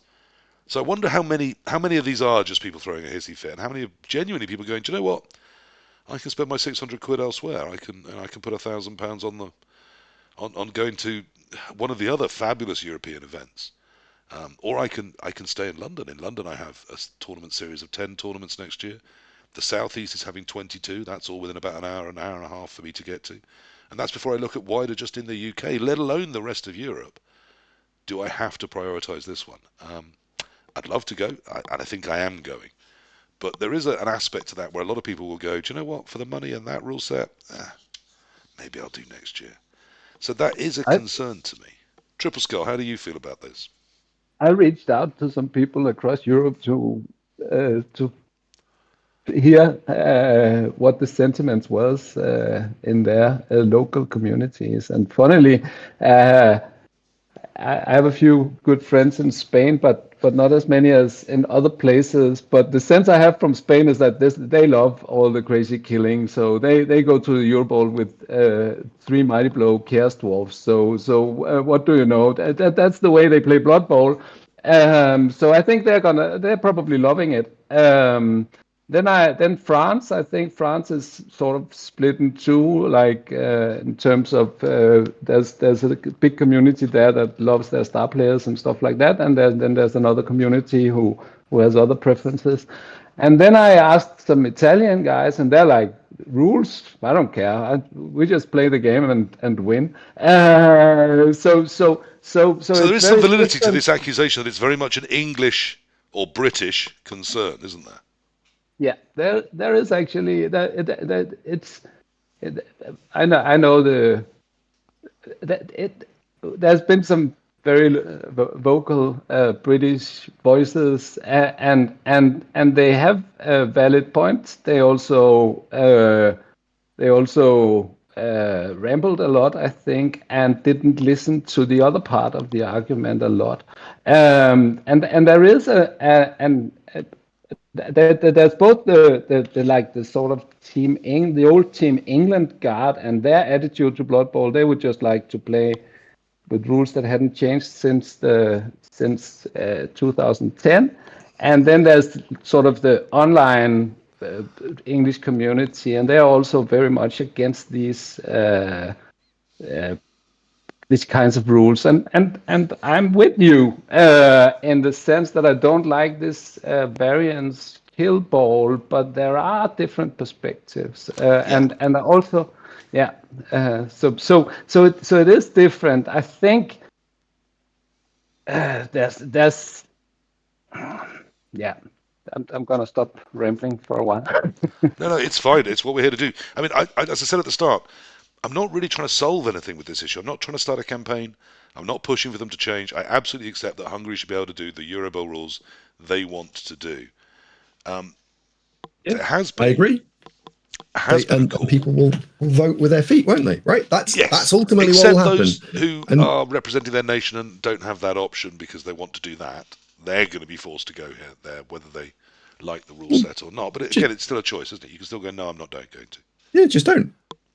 For the next time, there has been some talk of we should have stopped this tiny little nation that knows nothing about Blood Bowl making a rule set. It was difficult for them and it's now upsetting for them. We should do that amongst wiser, better people. We should form a committee of the great and the good who are in charge of the rule set and just let the host nation put on a nice party. Let them, design a nice pitch, design a gift pack, make sure there's a nice pub or food is good, get a venue sorted, organise the event. But leave the blood bowling bit to the sensible people that know what they're doing. Now, I've used a very patronising tone of voice there, I think deliberately, and I hope people realise there was some sarcasm involved. Tripleskull, shouldn't those of us that know better take it away from these yokels that know nothing? Well, I chaired the committee for the first 3 years or something, and I basically wrote the charter. There was a draft, but it was short. I wrote most of the charter. I got it all voted through. And then I was there on the committee for those, maybe I think it was 3 years, and then I decided, okay, now all the project I had is done, and I got a mark on everything I wanted to achieve. So now I'm going to step back because I want someone else to have a shot at doing stuff. And I thought I put a lot of things in place, but we were like 200 people playing Blood Bowl, and things has changed a lot since then. Yeah. So a lot of the things I put in this charter was, I think, fine for the time, but it doesn't really reflect the reality of where we are. We live in an exploding age of both the amount of Blood Bowl, the amount of people coming into Blood Bowl, the number of tournaments that are around, how quickly they sell out. This is a Blood Bowl golden age, even if we don't necessarily have a rule set to back it up yet. Shouldn't Eurobowl be capitalising on that? But let me expand on the point. The point is, in the rules, we had a discussion with the captains about what kind of rules are we going to be allowed to make, and we had this powerful guard of people saying we only want the rules to stay in place forever, and then we had the Southern Europeans say, no, we want wiggle room, and that was basically the case. So we put a little bit of wiggle room in there, and then what happened is that wiggle room is just being pushed and pushed and pushed. And I would have, if you told me 10 years ago that we would have Greek style rules at the Eurobowl, I would say you were crazy. With the asymmetric packs and things. Yeah. And even just the amount of bonuses that you get for the lower tier team was just through the roof compared to what we decided based on. So like letting a 4-year-old play with matches. Once they burn themselves, you take them away and say, no, you can't do that anymore. I mean, I'm sure that's how everyone else dealt with their 4-year-old. Is it time to take the matches in the first place? I am kidding. Don't let your 4-year-old play with matches. That was supposed to be obviously a joke, but in case it wasn't, don't let your 4-year-old play with matches even once. But certainly if they burn themselves the first time, never let it I happen think again. Is it my- time to take the matches away from people like Hungary and say, no, Daddy keeps No. the matches now, we decide the rules? Andy, you want No. good rules. Shouldn't you and me and Tripleskull and maybe someone else that we can talk into what we want be deciding the rules and imposing them on Blood Bowl for the good of Blood Bowl? No. Daddy's back and And Blood that Bowl needs a spanking. that might really surprise anyone who's watched this for the rest of the episode. But no, I think that you shouldn't have a centralized rules committee permanently, which would then stagnate the game. So if you had just us four writing the rules for perpetuity, we would iterate and iterate and iterate and then get stuck. What I think you do want to do, though, is you want to have some core principles that say, what are you trying to achieve? Are you trying to go for balance? Are you trying to go for funsies? What exactly are you trying to do? Should that core principle say Eurobowl should be about being competitive? So, well, or not? Should it or should it not? And that's where we need to define, first of all. And I think the captain's meeting they had recently tried to push those points. And we have now got such a large community of up and coming nations that there are a lot of players who don't have the long-standing records that mean that they absolutely know how to tear rule sets apart and put them back together again. And they don't understand the consequence of some of their voting actions. Now, I think the better solution would be to have some permanent members of a rules writing community, and then you should invite the host nation in. And effectively, if the rule set we've got here, with a few changes, would be brilliant. So I wouldn't say that the Hungarians shouldn't be allowed to write this. What I think they should have been done is that it should have been nudged to fix some of the edges that I think are currently causing problems, and so that they can have their own rule set, which is modified or limited in terms of how far they can go with it. So 3 Hungarians come into a room, sit down with AndyDavo, Tripleskull, and discuss all the positive things they'd like to do to give this a Hungarian flavour, and Jumanji sits in the corner going, no, no, no, no. But I don't think that's what would happen. I think that you just need to have some core principles written down, and then you can play around with that. So if this isn't that far off, you could make a few changes here and there, and you'd have a very Hungarian flavoured rule set where you've got the cash and the star player points interchanging with one another. It might not be to everyone's perfect cup of tea, but you could leave that mechanic in, for example. But you could, let's say, take out one of the more controversial ones, which is the 4 skill cap, get rid of that. Or you could have softened it, which is no more than 4 of a game skill. Or you could say no more than 4 guard, or no more than 4 blodge. There's a whole heap of things you could have done with it. Yes, these 3 powerful combos can only be once. Or yes, there's lots of things. So they can still own the rule set and play around with it. But I think that they needed a bit more guidance from a balance perspective to help them make it a better rule set that everyone can enjoy. At the moment, I think 50% of people think this is great and don't care, and 50% don't. And that's what we've seen in the feedback polls that have been the one thing that hasn't been representative. It is a very divisive rule set. So all it needs doing is fixing it so a lot more people are happy. 70-30, 80-20. Do that. That's what I'd like to have seen happen. And the chat, I've said it a few times, my closing point is that they've asked for feedback an awful lot of times. But how many times have they actually made any meaningful changes off the back of that feedback? Well, I mean, they're trying to make meaningful tweaks, I would suggest, that have had impact in the key areas of concern whilst defending their fundamental strategy and concepts. So there's been, glacial movement, some shuffling around, does that quite fit? But no one said, let's knock this wall through and build another room. JLeav, did Hungary lack a U? Did they need someone pulling it apart and breaking it and saying, hang on, here's some concerns before this came out? Or do you think things are in a good state? We are in the sort of wrapping up phase, as Andy realized. Yeah, I think Andy hit the nail on the head there. The whole, they should absolutely be allowed to design their own rule set. I don't want to play the same rule set every year. That's like, as much as I want to play a competitive version of Blood Bowl, I don't want to play the same competitive Blood Bowl time and time again. Yep. As much as I'll go to a tournament that has the same rule set as Eurobowl or the same rule set as the World Cup, I don't want every tournament to be like that. But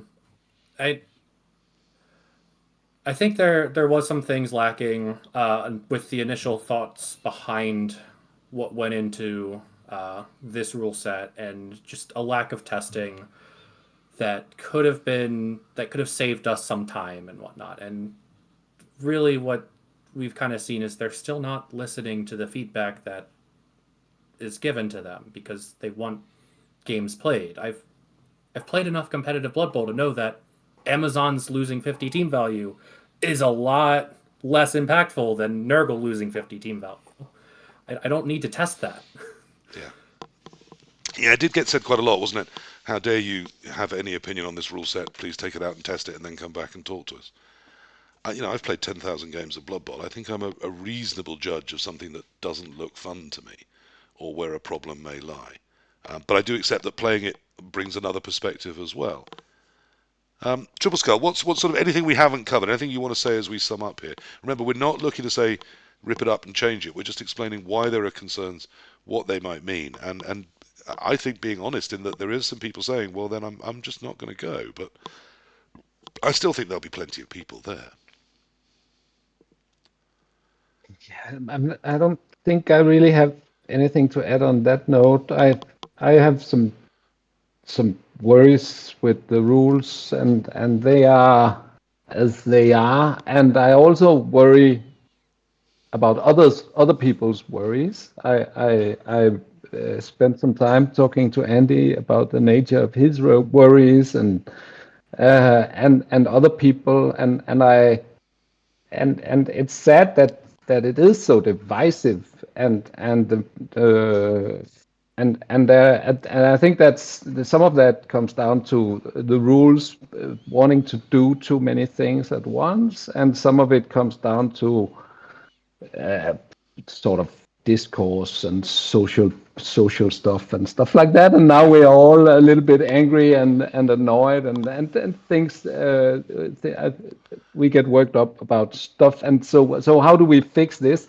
And some people talk about digging their heels in, and I would like to see some small tweaks. I would like to see change to the kill stacks, and then some rebalancing on some of the teams, because if you change the kill stacks, then you absolutely need to move the Amazon, and probably also you should, in any case, move the undead to their own tier or stuff like that. But I think that those things are minor. Going Tier back zero, to my you can coach them, but someone comes and punches you in the face every 10 minutes. but I lost. I didn't get that, but I wanted to get back to my original point about how do you handle doing a liberal Yeah. and loyalist rule set Yeah. that allows stuff and does it the gateway way? How do you actually manage that? Well, you need to handle fouling, you need to handle star players, and you need to handle kill stacking if you're going to allow stacks. And I think they are falling short on handling the stacking, and that makes for a root problem with the way the rules are right now. So if you fix that, then you're gonna create new balance issues, because I think the kill stacking is actually balancing Amazon at least. So yeah, it's a bit complicated. I mean, I But that's would personally say in the Blood Bowl 3 tournament we've been referring to lately, the utter absence of dwarves has been noticed in some of the success of the blodge wielding teams. There's been very, very little limiting them, and no dwarves at all made it into the finals there, or were chosen to be a team in the finals there. So, yeah, it's interesting when you do take something out of the meta, or remove one key aspect of the brick wall, what it can do to the rest of it. don't get me started about the Chaos Dwarves losing tackle. That's sad. That design is just. And there's plenty of time. Things like, Hathark may well be added to the megastar list before, we are still, 8, 9, 10 months away from these Eurobowl rules being what we play, or being 100% set in stone. So there is a chance still for some tweaks. But I would think about tweaks rather than revolution. I don't think we are going to see that. I'm going to go to Hungary because. So, is there anything else I should ask? That was our anything to say before we finish, because we're finishing now. Well, you should have asked JLeav where to go to play the Eurobowl rules against the top-notch players. Yes, okay. Where should we do that? So the next season of Super League will be starting up at the beginning of next year. I think late January is what we're aiming for. We're going to be using whatever the latest public Eurobowl rule set is, and it's going to be on Fumble. Additionally, Super League is expanding to have a North American conference, so that way those who avoided it because of scheduling can still play their uber competitive Blood Bowl. And this, before people rat me out and say, "Well, oh, wait a minute, you're an American putting this whole edition in just to keep you away from Europe and whatnot." Like, this was not my idea. I didn't want this. I had to be convinced of it. But Indeed, you've often got up at ludicrous hours to specifically play in a bigger pool against sort of European coaches, haven't you? That's how you absolutely, yes. I played a CCL match at 4 in the morning once for Chalice.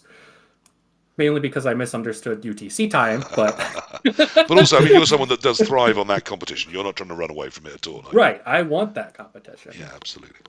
And we're also working hard to actually make some cross-play possible. Both you can participate both in the European division and the North American division if you like to play a game every week, and you can also cross-play in the sort of playoff style thing we are working on. So there will be options of playing across the pond. It's a very, very popular format. Gets a huge number of coaches in it.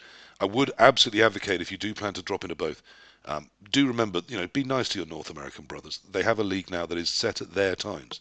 So if you're a European going into that league, expect to be asked and respond positively to playing in a time appropriate to a North American coach. It's not just another league for you to drop into. It's a league in a North American time zone. Please be mindful of that. Please be nice to others. And let's also not confuse that. Blood Bowl 3 has just announced that the Blood Bowl Super League on Blood Bowl 3 is going to be an officially supported competition, giving tickets to their finals. That's the one I think that's run by Jimmy Fantastic on an invite-only basis. Slightly different format there. I'm going to go to Hungary, mainly because me and my partner have never been, and she urgently wants to go and see Hungary, as do I. I'll also go because it means I can do that and see some Blood Bowl while she goes to a ballet or, I don't know, some culture or something while I'm doing Blood Bowl. I hope to really enjoy the Blood Bowl. I'm sure I will. I'm sure no matter what the rule set is, because the person opposite me is facing me with the same rule set, ultimately we'll have fun, we'll have a good time. It is, as someone said in one of my Discord chats, it's the same for everyone. This rule set may not be my cup of tea, but there's a lot of people attacking it on the grounds that it isn't fun. Surely the fun is the Blood Bowl. Yes, I get that there is, one world, one Blood Bowl. I want us all to have fun. I want us all to play Blood Bowl. Whatever the rule set is, it should all be good. But as we've tried to point out this evening, whilst not necessarily expecting change, when you change in 4, 5, 6 different little tiny directions, each of which can have its own problems for some parts within the meta, and you push in 6 of those directions at once without some really good theory bowling as to what it's doing, then most commentators are saying there's 2 teams that end up standing pillars above the rest, and that's kind of dull, because then every other team has to, if you're going to the Euro Open, build figuring that 1 game in 3 is going to be versus Amazons, and 1 game in 4 versus Undead, and then maybe a couple of other games. It really limits what everybody's doing if there isn't a good balance across it. I think it will affect us all. The NAF style that's being played on Fumble will be amended to look at the Eurobowl rules. That's what people want to practice. That's what they want to be competitive at. Even if a lot of people think of the Eurobowls as beer and skittles, just simply the amount of tournaments, the amount of players putting in the hours to try and build a Eurobowl or Europen build that they're happy and proud of, shows me that even the beer and skittle players want to go there, have some fun, yes, but be competitive, coach something that they believe in. And the more you take away, the more you limit people with that, the more you say, here's the way that's optimum. There are kill stacks available. There are star players available. Then I think you actually don't end up with more diversity. You're going to end up with less. You're going to end up with one single play style, with a way of building and a way of coaching that if you're not adhering to, it'll be great if you can get, 3-0-3 without any kill stacks and without any stars. But it's kind of heartbreaking that that's your goal then. That if you really want to be competitive, you're going to be forced into a certain play style or a certain way. I think that's why people have kicked off so massively. I do get distressed when people are saying, well, then I'm not going to come. I mean, it's, screw you guys, I'm going home. It doesn't achieve much, but at the same time, it is a lot of money. And if you expect people to pump that money out no matter what rule set you put in front of them, you're crazy. People aren't going to do that. I don't know where this is all going to end up, but I know it was controversial. I thought it was a really good chance to look at exactly why, rather than saying, change this, it's bad. Run whatever tournament you want. Because it's the Eurobowl, the European teams will have to come. So they'll find some people, they will come. Because the European is the big party of the year. I'm sure you'll sell lots of tickets to that. In my heart, I can't say that I think the Blood Bowl rule set is a good one. And I think that's a real shame because of its role in leading the community. Do I want the same three tired old has-beens sat around in their 80s smoking a pipe going, well, no need for change on this rule set next year, is there? No, that doesn't seem the answer either. But surely there's a midpoint where we have some continuity, some move towards a generally accepted here's competitive Blood Bowl, and yet still allow individual flavour, uniqueness and innovation. Luckily, no one's asking me to do that, so I can just ask for it and not come up with answers. Which is great. It's like being the Liberals in the UK. You can promise everything because you never have to deliver.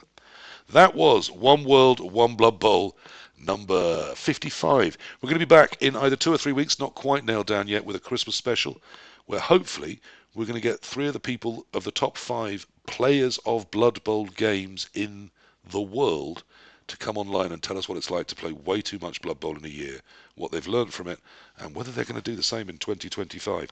There's also one I'm hoping to get together in time for the new year, which should be the people that are, I would suggest, some of the most successful Blood Bowlers of 2024, and what they learned, and again, what that means for their next year. So we've got at least 2 more before the end of the year.